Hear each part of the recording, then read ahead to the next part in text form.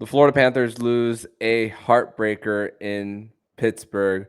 On today's show, it is a Winans Wednesday edition of the Locked On Florida Panthers podcast, where Jacob Winans will be joining me to discuss this 7-6 overtime loss for the Panthers.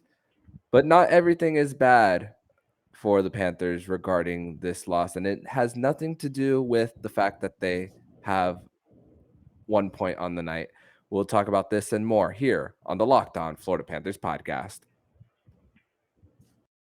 Your Locked On Panthers, your daily podcast on the Florida Panthers. Part of the Locked On Podcast Network. Your team every day.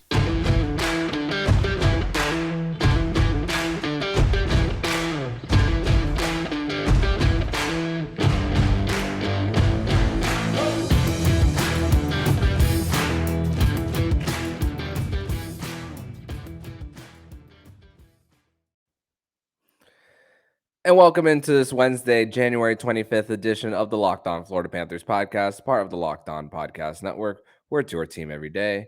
Thank you for making the Locked On Florida Panthers podcast your first listen of the day. I'm Armando Velez, and you can follow me on Twitter at MondoMan12. Follow the show account on Twitter at LO_FLA Panthers. Thank you for making the Locked On Florida Panthers podcast your first listen of the day. Don't forget to also subscribe to the other shows on the Locked On AHL network, including Locked On AHL, Locked On Fantasy Hockey with Flip Livingstone and Stu Roden, and Locked On AHL Prospects with Heidi Halakash. And don't forget to send in your screenshot of your subscription of the Locked On Florida Panthers YouTube channel and your 5-star rating on whichever podcast app you listen to Locked On Panthers, and send it over to me at LO_FLA Panthers through DM on Twitter, or lockedonflapanthers@gmail.com for your chance to win 2 free tickets to the Florida Panthers versus Tampa Bay Lightning game on February 6th. So, like we said at the top, the Panthers lose a heartbreaker, and this was really an opportunity with, Pittsburgh being up by 3 points entering the night with 3 games in hand. And you think about the January schedule for this Panthers team, and this was the end of the road, literally, before a big homestand, which is divided with the All-Star break, and just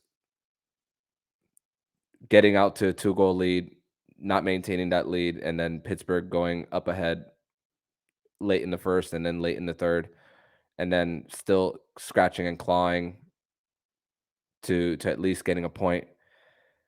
But the Panthers lose this one 7-6 in overtime against Pittsburgh, and this will be a great time to bring in my guest on the show. It is a Winans Wednesday edition of the Locked On Florida Panthers podcast, which means Jacob Winans is back. Jacob, welcome back to the show. Thanks for having me, as always. Yeah, man, and thank you for coming on. And it's this one's not an easy one, but this was such a fun hockey game, win or lose, because of just we had everything in this one, where the Pittsburgh Penguins were just dominating the possession early, and then the Panthers were the ones to really score on their opportunities. It felt like that they were the opportunistic team, unlike their opposition last night in the New York Rangers. It felt like the Panthers were being the opportunistic team with loose pucks all over, and getting on the power play, which Matthew Tkachuk drawing the penalty. He drew 2 penalties on Marcus Pettersson. So going into the next matchup against the Pittsburgh Penguins in a few months, you know that there's that Marcus Pettersson is prone to going to the box, and the Panthers crashing into the net, getting a 2-goal lead, but then 3 straight goals by the Pittsburgh Penguins early on in that first period. I mean, at one point, like rewinding a little bit, it was 6-1 shot at goal advantage Penguins before those 2 goals, and a deflection goal for the Penguins, and losing a board battle in the neutral zone, right, and Damon Heinen getting a goal for the Penguins, which that fourth line for the Penguins got 2 goals on the night, and then taking the 3-2 lead late in the first before Carter Verhaeghe forced Casey DeSmith out of his net to tie it at 3. But I kind of knew the Panthers were in trouble once that second goal came in, because even though they brought up the stat on the broadcast that the Panthers were 18-0-1 when getting the first 2 goals, once that second one went in, I kind of figured that the Panthers were in a little bit of trouble. Yeah, it's been a recurring issue. The Panthers haven't really been able to hold leads as well as they would like this year. And tonight was unfortunately no different. You go up 2-0 early in the game. That's a perfect opportunity for you to really apply the pressure and bury a team. They didn't do it. They let them back in. They never really seemed to control the play for long stretches. It seemed like it was back and forth all night.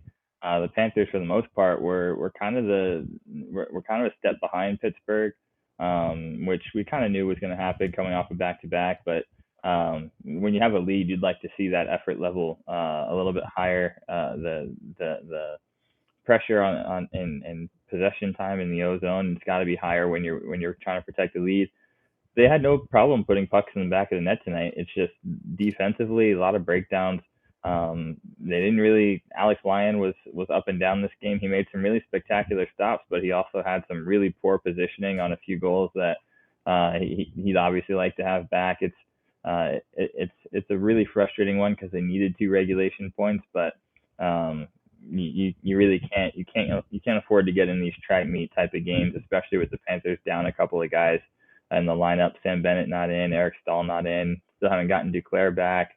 Patrick Hornquist is out. Obviously, there's a lot of guys that are missing. It's a lot of depth scoring, and you don't want to get in track meets because eventually all it takes is one break, and we saw that's how this game ended.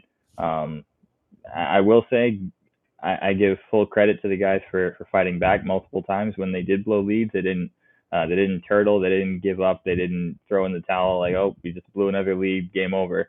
It did take some fight back to stay in it, and it took some fight back to get an overtime point. So I will definitely credit them for that. The Panthers star players offensively played like star players. Barkov, Kachuk, Verhaeghe, Reinhart, Ekblad all performed well offensively. It's just defensively you would like to hold up a little better when you're holding a lead.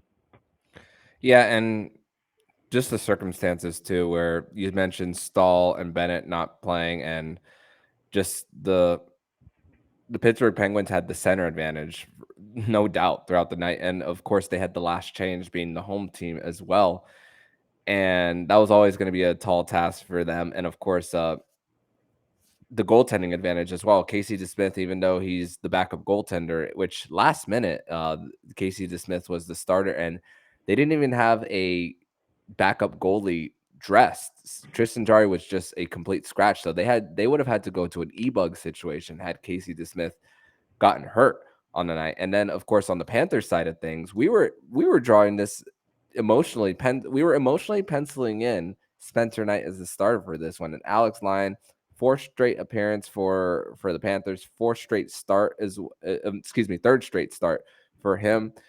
You know, positionally sound on some of them, but like I said, a few that he would want to get back. The Malkin goal just goes right by his glove, which was the one that gave the Penguins the 6-5 lead at the time, and just but the amount of times that the Penguins crashed the net and he answered the bell as well, I gotta give a lot of credit. He stopped some 2-on-1s as well as the Pens power play ended, and even for the Panthers, I mean, even before Ekblad's shorthanded goal, the Panthers were getting in on some shorthanded 3-on-2s as well, but it still doesn't look good that the Panthers 2 of 5 on the penalty call on the night. Yeah, special teams are still a problem. The power play has gotten hot lately. And my only criticism on that power play is we tend to give up a few shorthanded chances from misplaying pucks at the blue line and have to cut down on that. And I would just like to see the power play cash in a big moment. I feel like we haven't seen that too much. When the momentum can swing with the power play goal, when it's a really big moment, late game, tie game, when the pressure is high and the lights are bright, I feel like the power play has not been there. I'd like to see the power play improve in that aspect, but the penalty kill is still a massive problem. Going against the likes of Kris Letang, Evgeny Malkin, Sidney Crosby, Jake Gensel, these are all guys that power play unit has been nasty for over a decade now. Mm-hmm. This is a group that they know how to run a successful power play. Just the goal that makes it 6-5. Evgeny Malkin, they work the puck to him the entire time. He has three shots blocked by Gustav Forsling. They knew they had him hobbled. They knew they had broken his stick. They just kept getting it back to him, and Malkin cashes in on that side. It was precise. It was veteran. It was everything you expect to see from a Pittsburgh Penguins power play, and the Panthers didn't really answer the bell at all. It was pretty fitting that the Penguins is what won them the game in overtime. You kind of saw that coming a mile away, the way the Panthers penalty kill has played. But it's also worth noting Sam Bennett and Eric Staal are two big pieces of that penalty kill, especially in the faceoff circle. It's tough to kill penalties without them, but I'll say this: if the Panthers are in a spot where they are still in that playoff race come trade deadline time, I don't care about chasing a big name or a big salary or high ticket player. Just get some depth guys who kill penalties, because that is really this team's Achilles heel right now. That penalty kill is really rough to watch at this point in time. Despite the fact that they've gotten a couple of shorthanded goals recently, it really isn't canceling out what they've given up lately. So, that was a big area of concern. And Alex Lyon, like I said, he was up and down. I'm not gonna pin the blame of this game on him. He is kind of interesting to me though, because it seems he has no trouble making some spectacular saves, some scramble saves, the highlight reel stuff. Then he lets in an easy one that he would obviously like to have back, that he's made probably thousands of times in his career. That Evgeny Malkin goal late is one he saw all the way. I felt like that should have been a save. He definitely knows it should have been a save. But he made plenty of spectacular saves tonight to make up for the softie that he let in there, and it would be unfair to pin the blame on him tonight. Yeah, and the Panthers at times also didn't do Alex Lyon a few favors as well, and we'll get to that more in segment number 2 of the Locked On Florida Panthers podcast. But first, we're going to tell you all about our new sponsor here on the Locked On Florida Panthers podcast. And we're going to tell you all about FanDuel. And the NFL playoffs are here with Conference Championship Weekend here. We're really excited about our new sports betting partner at the Locked On Podcast Network, because they're the #1 sports book in America, FanDuel. If you're new to FanDuel, that's even better. They have so many great features that make betting on sports fun and easy. New customers join today to get $150 in free bets guaranteed when you place your first $5 bet. Just sign up at FanDuel.com/lockedon. FanDuel has all your favorite bets, from the money line to point spreads to player props. Plus, you can even combine your bets for a chance at a bigger payout with a same game parlay. All on the app. It's safe, secure, and easy to use. So football fans, don't miss out. Place your first $5 bet to get $150 in free bets, win or lose, at FanDuel.com/lockedon. Make every moment more with FanDuel, the official sportsbook partner of the NFL. Back on this Wednesday, January 25th edition of the Locked On Florida Panthers podcast. It is a Winans Wednesday edition of the show. And Jacob, a few of the, going back to just the breakdowns that the Panthers had that kind of left Alex Lyon out to dry, which the one that was really like kind of backbreaking as well for the Panthers was that fourth goal where Sidney Crosby scored on the power play. The Panthers get a clear just out of the zone, and then Alex Slemp of Full Press NHL made a point earlier, where you have your AHL goaltender right in the net, and then you're pushing up in the play, and then you let Sid the Kid a little loose, and then goes by himself, and then beats Alex Lyon backhand as well. And then the other one for the Panthers as well was the fifth one, where Gudis and Mahura lose it in the boards. They lose it right behind, and then Drew O'Connor is like literally on the blue paint to tie the game at 5, and just continuing the break. And we spoke about the Panthers just an inability to maintain these leads. Just and it kind of hurts against a team that now you are 4 points behind with them having 3 games in hand. Yeah, it's almost gifting Pittsburgh a stranglehold on the playoff race, and that's not a team that you want to be chasing this time of year. They know how to get it done. They've done it a million times, and the odds don't look so great when you're trying to come from behind against a team like that, also giving them the games in hand advantage, because when it gets down to it, those nights where Pittsburgh is playing and you're idle, Pittsburgh is playing those games like playoff games, and they're experienced enough to know when they need to turn it on, and those are games where they are going to turn it on. Sidney Crosby is still one of the best players in the world. Kris Letang is still an all world, first class type of player. That's a team that can almost turn it on at will when they need to, and you don't want to be behind a team like that. So that's a big problem that the Panthers are in right now, and they're definitely not out of the race by any means, but the margin for error got a lot thinner with that loss.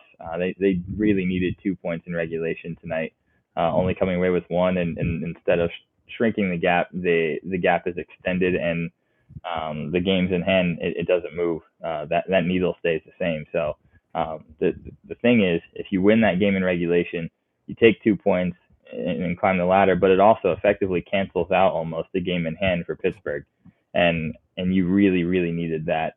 It was a massive opportunity loss for the Panthers tonight. Defensively, I think there were just too many errors made defensively. Mahura and Gudis have been the most reliable defensive shutdown pair the Panthers have had all year.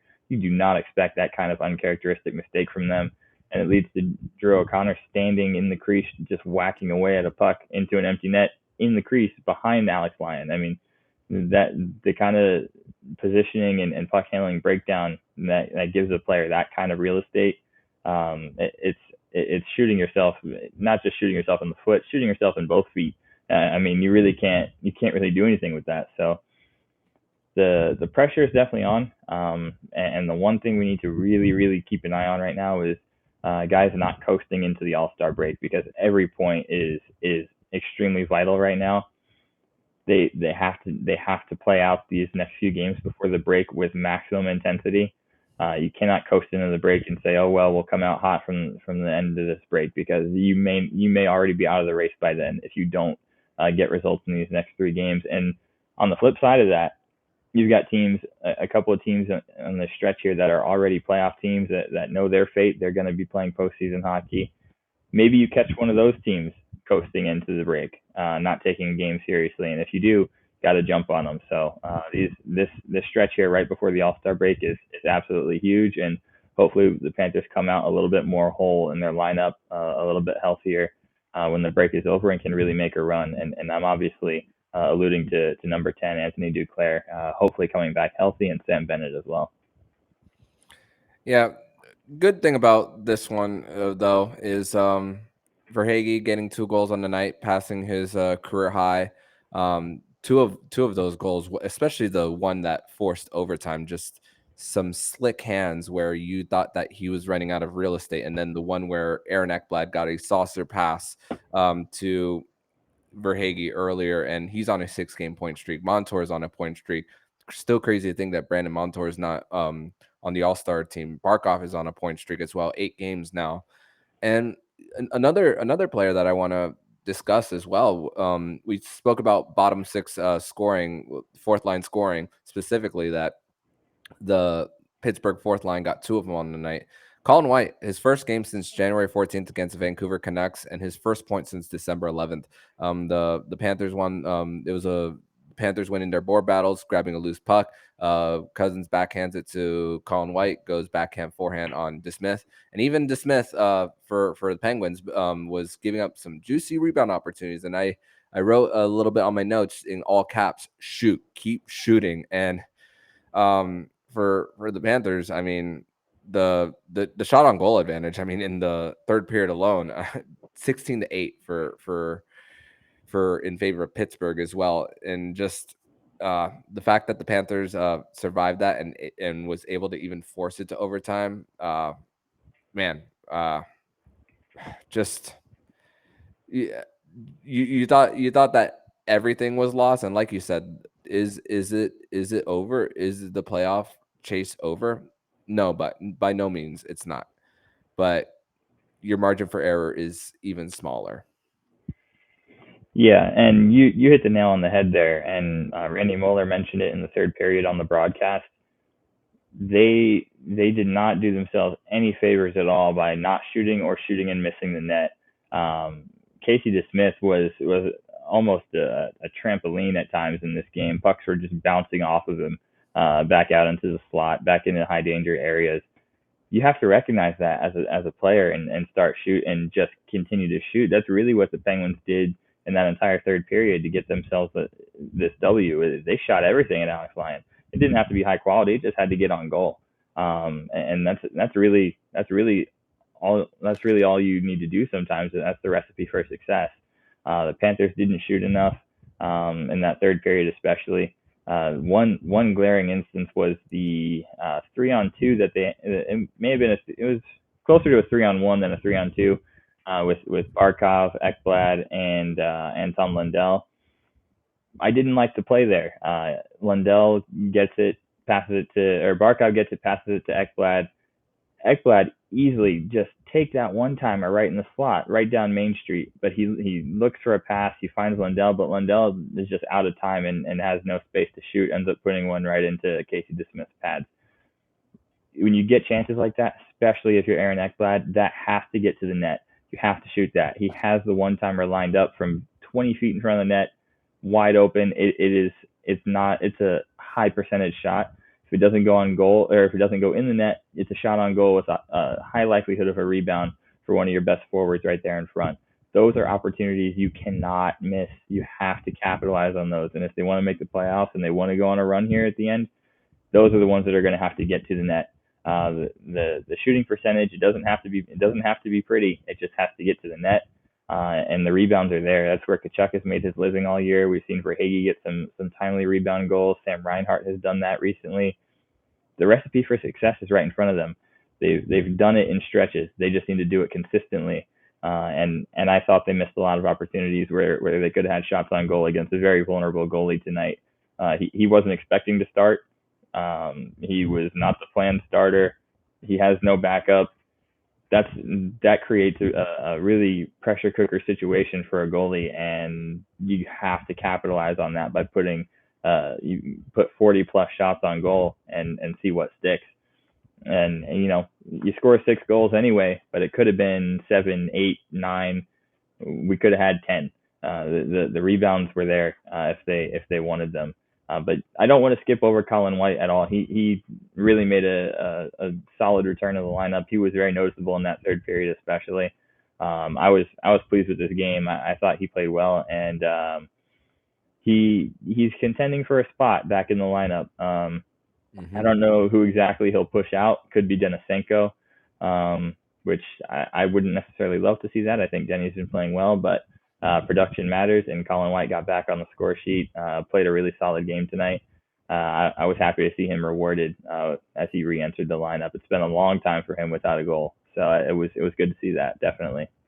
Yeah, and Colin White getting his 6th of the season, helping out the bottom 6 as both teams had all types of goals shorthanded. 5 of the 13 goals in this hockey game came not on 5-on-5. So just a really really high octane hockey game in general. But we're going to transition over to segment number 3, where we're going to talk about just our thoughts on the overtime period, and of course looking ahead to the Panthers' last 2 games right before the All-Star break. We're going to discuss that next here on the Locked On Florida Panthers podcast. Your Locked On Panthers, your daily podcast on the Florida Panthers. Part of the Locked On Podcast Network. Your team every day.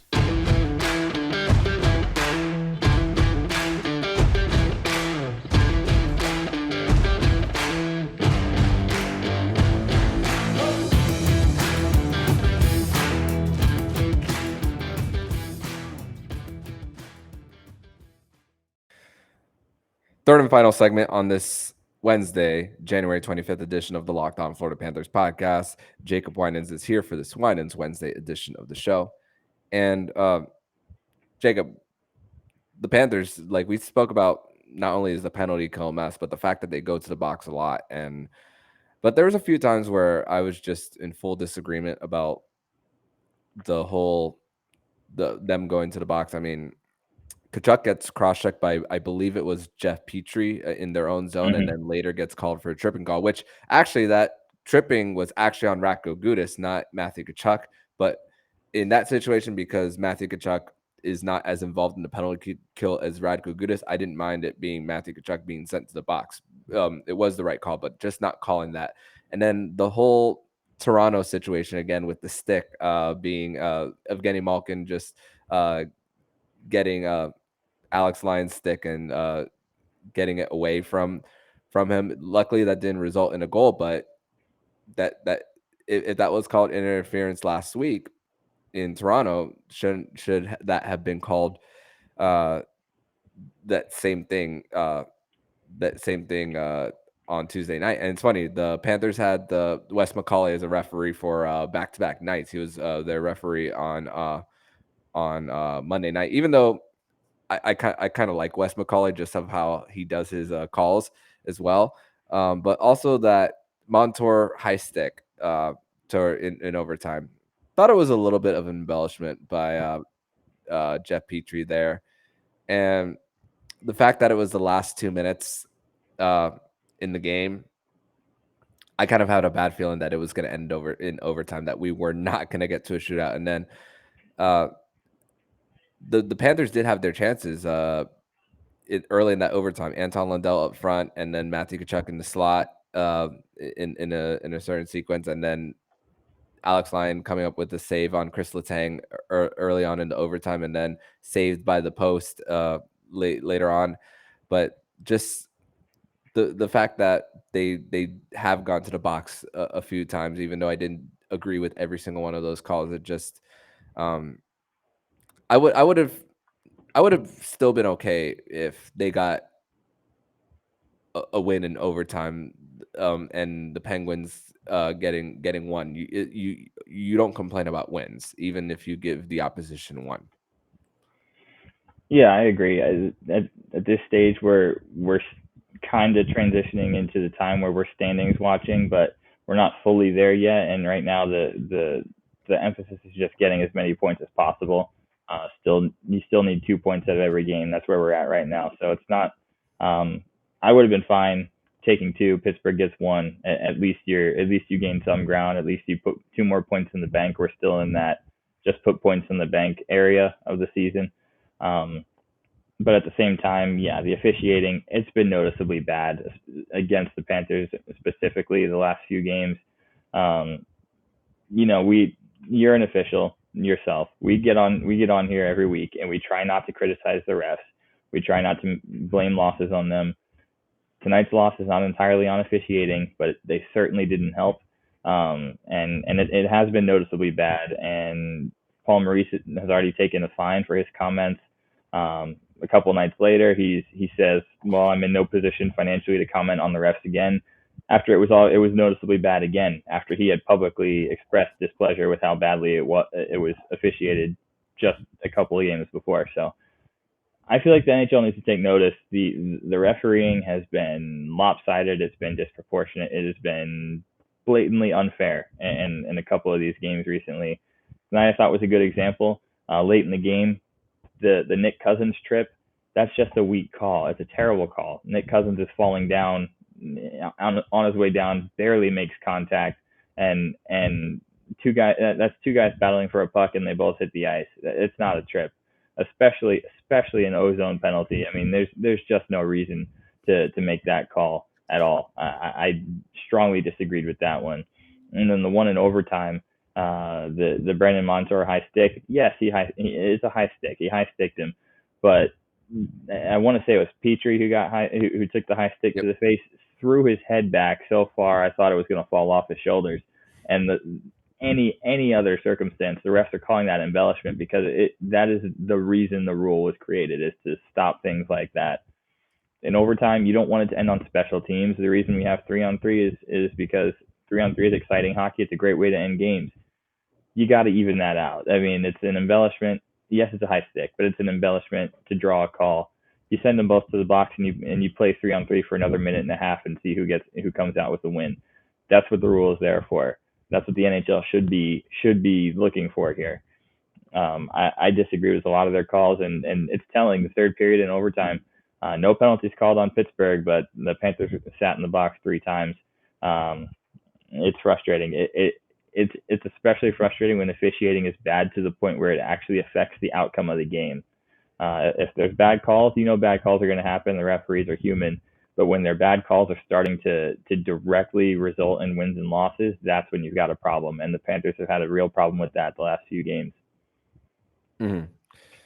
Yeah, and it's been a little bit of an issue for the Panthers, but despite everything, Jacob, I'm not too discouraged about this loss completely. Not because of the fact that they only got 1 point, but the fact that their lineup was the way it was, with Bennett missing, AHL goaltender Alex Lyon in the mix, Chris Tierney having to be in the third line, at Toulouse-Thurin going up one as well. I'm encouraged by the way the Panthers fought, and that's why there's still, I believe, a lot to play for. And look, I'm just looking at the standings right now. And the part that I'm looking at right now in front of my face is not even the fact that they are behind as much as they are, but the fact that they of the 50 games that the Panthers have played, only 21 have been at home. So so they played 29 road games, only 11 left. The Panthers have gone through the gauntlet, and it's still right there for them for the taking to make something happen, with 1 matchup left against Pittsburgh, 2 against Buffalo, 2 against Washington, which Buffalo won in regulation against St. Louis, and right now the Capitals are losing to the Colorado Avalanche 3-1 on the road. And it's still right there. And luckily on Friday night against the LA Kings, what is the LA Kings' biggest weakness right now? Right now it's goaltending. Jonathan Quick has regressed.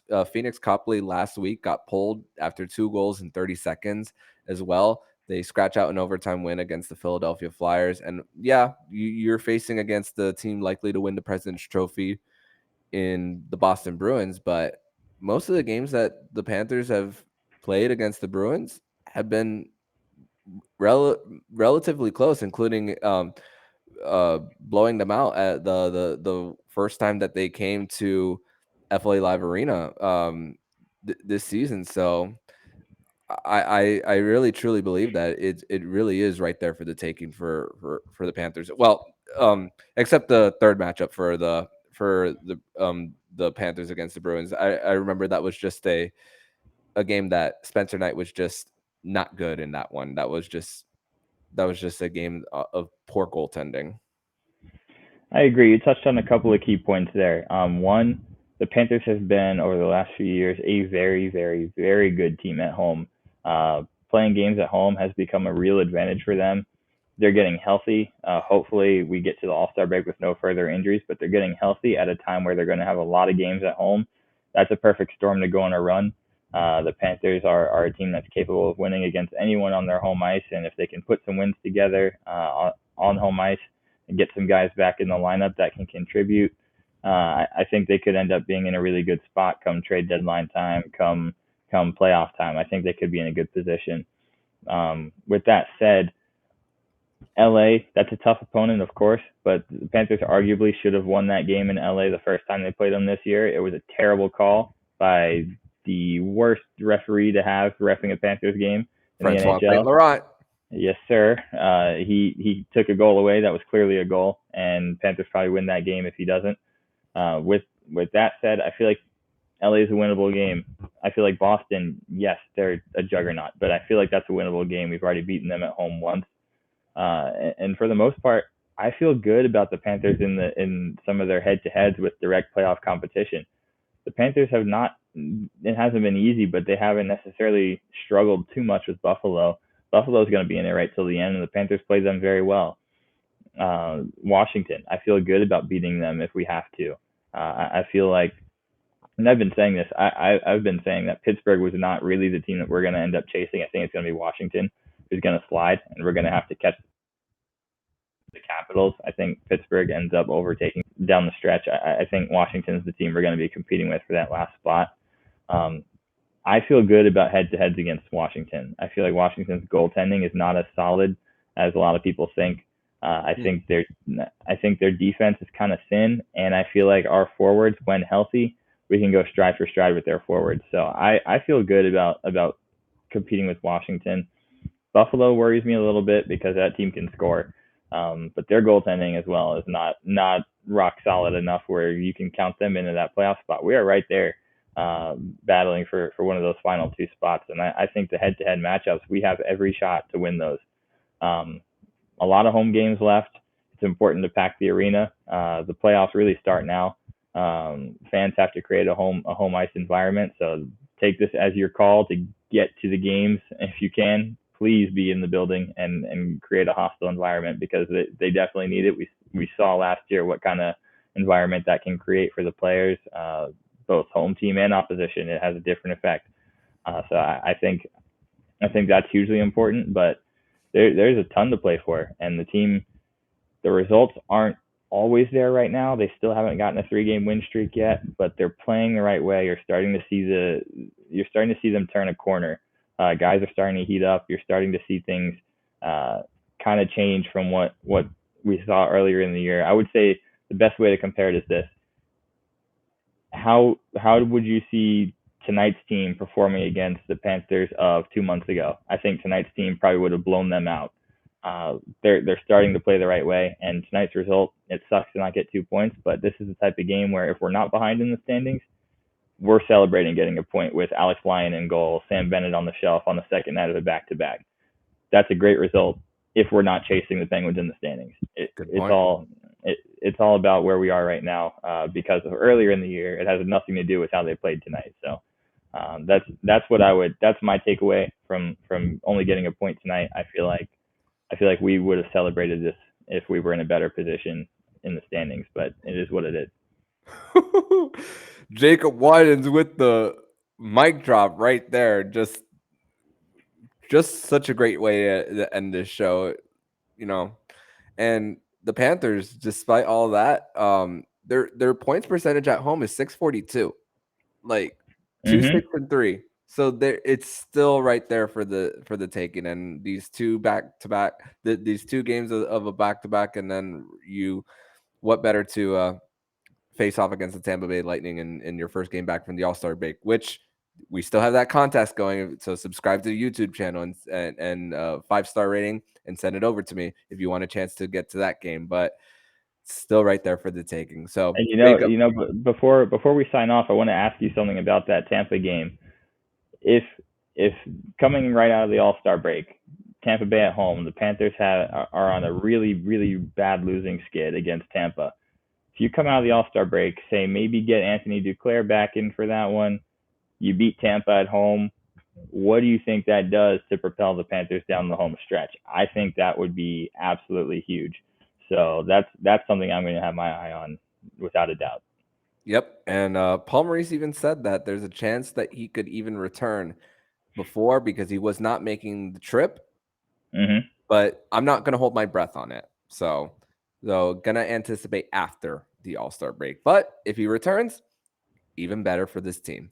So, Jacob, I want to say thank you for joining me on this Winans Wednesday edition of the Locked On Florida Panthers podcast. Tell everybody where they can follow you online.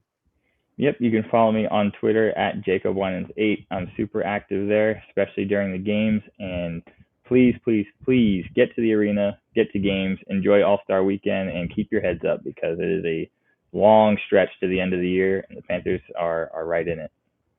With 32 games to go, so plenty of time to do this. So, Jacob, thank you once again, and I'll see you next week.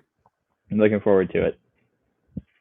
And if you like what you're hearing, please subscribe to the podcast to be notified every single time the Locked On Florida Panthers podcast jumps into your podcast feed. Don't forget to also subscribe to the other shows on the Locked On AHL network, including Locked On AHL, Locked On Fantasy Hockey with Flip Livingstone and Stu Roden, and Locked On AHL Prospects with Heidi Halakash. Thank you for making the Locked On Florida Panthers podcast your first listen of the day. And for your second listen of the day, make sure you listen to today's episode of Locked On Sports Today.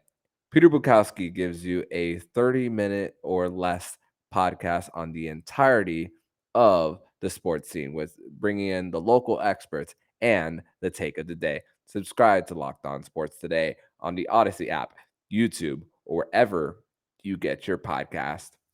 So I'm Armando Velez with Jacob Winans. And you've been listening to Locked On Florida Panthers podcast, part of the Locked On Podcast Network, where it's your team every day.